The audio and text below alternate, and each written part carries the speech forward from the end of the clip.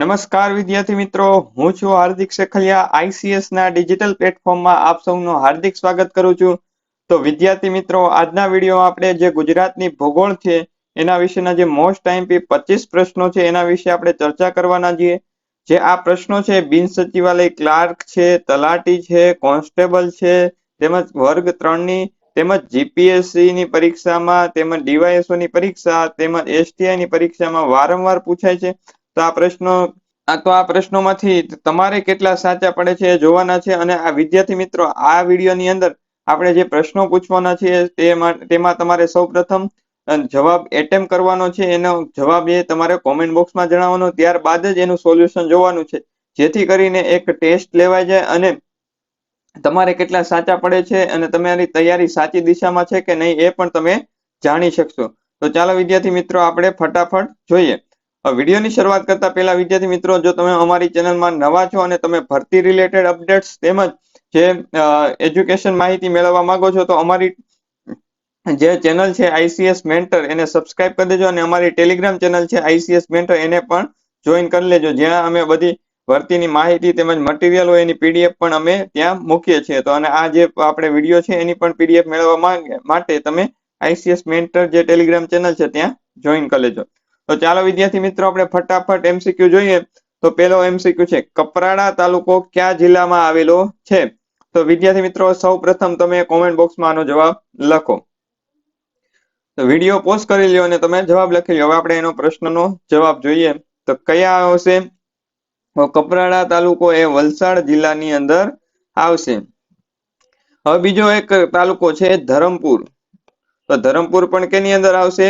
વલસાડની અંદર જ આવશે. હવે ધરમપુર અને કપરાડા તાલુકો છે ત્યાં ગુજરાતનો સૌથી વધારે વરસાદ પડે છે. હવે ક્યાંક જો તમને પ્રશ્ન પૂછેલો હોય કે સૌથી વધારે વરસાદ ગુજરાતનો કયા તાલુકામાં પડે છે, તો ધરમપુર આપેલું હોય ધરમપુર કરવાનું, અને કપરાડા આપેલું હોય તો કપરાડા કરવાનું. બંને સાથે નહીં આપેલા હોય વિદ્યાર્થી મિત્રો. હવે આગળ જોઈએ વિદ્યાર્થી મિત્રો, બીજો પ્રશ્ન. તો નીચેના પૈકી ગુજરાતના કયા જિલ્લામાં વન આવરણ સૌથી ઓછું છે? વન આવરણ.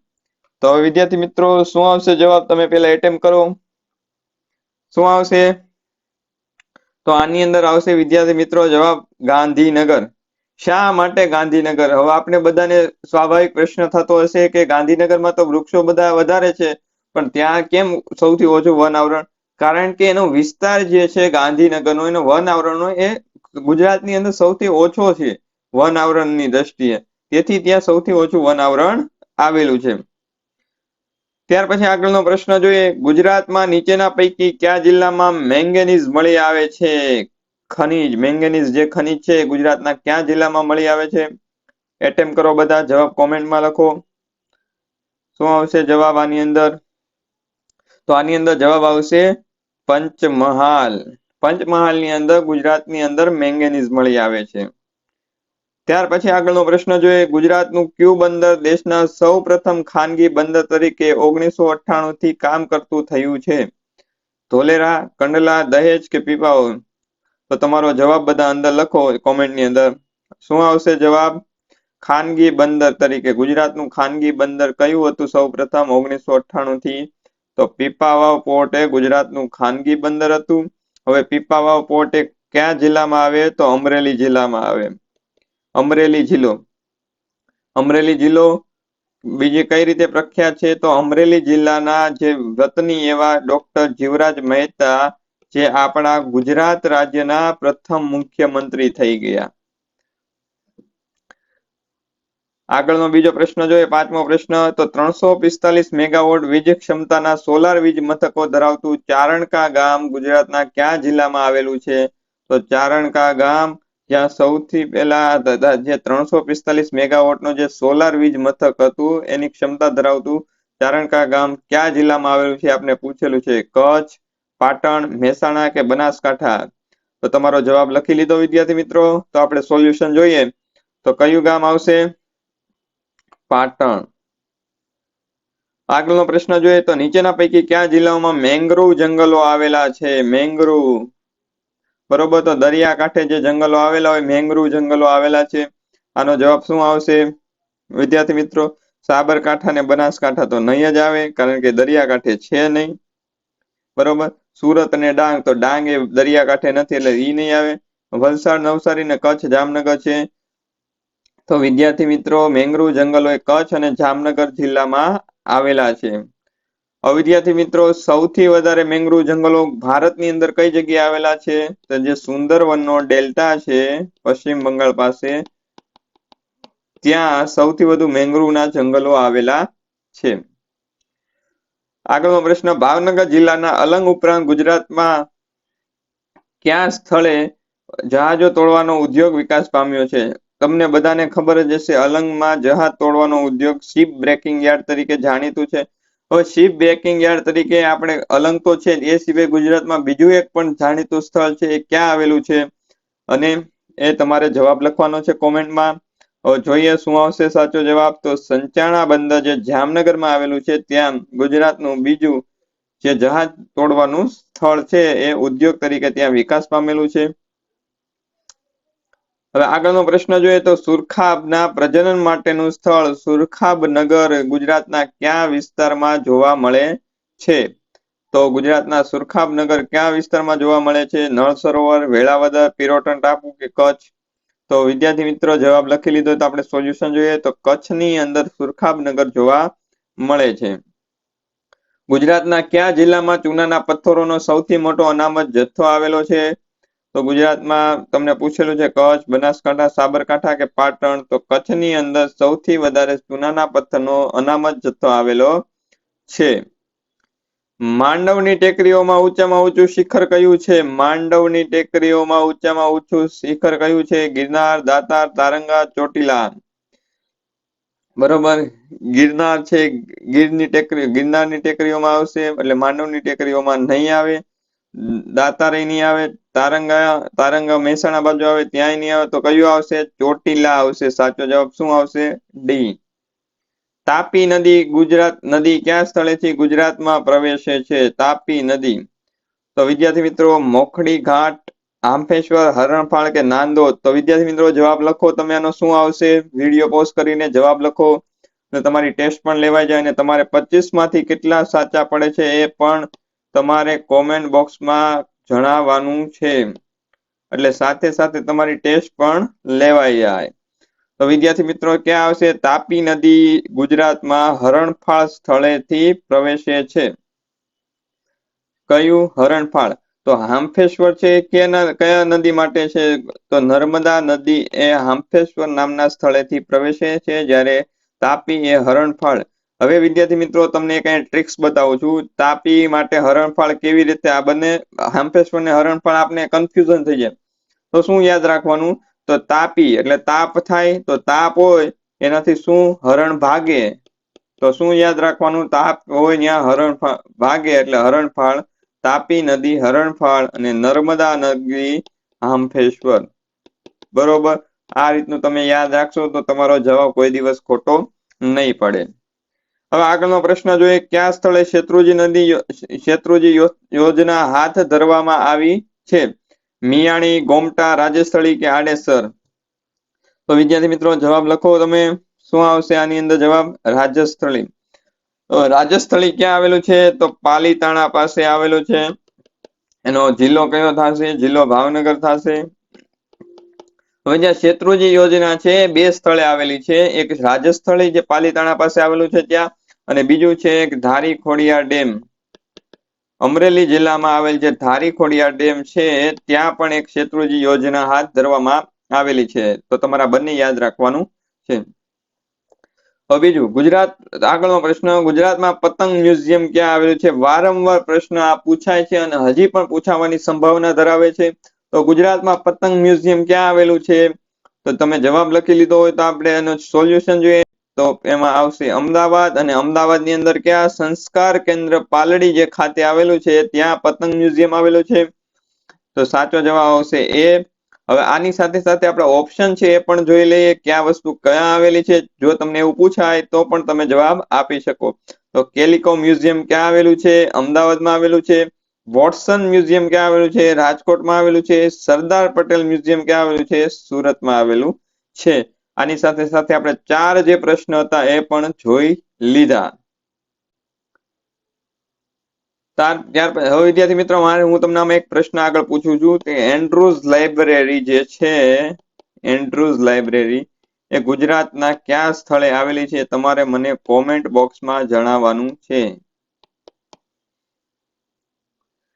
આગળનો પ્રશ્ન, ગુજરાતનું કયું સ્થળ મુખ્યત્વે અકીકના ઘરેણા માટે જાણીતું છે? તો અકીકના ઘરેણા માટે કયું જાણીતું સ્થળ છે? તો ખંભાત એ અકીકના ઘરેણા માટે જાણીતું છે.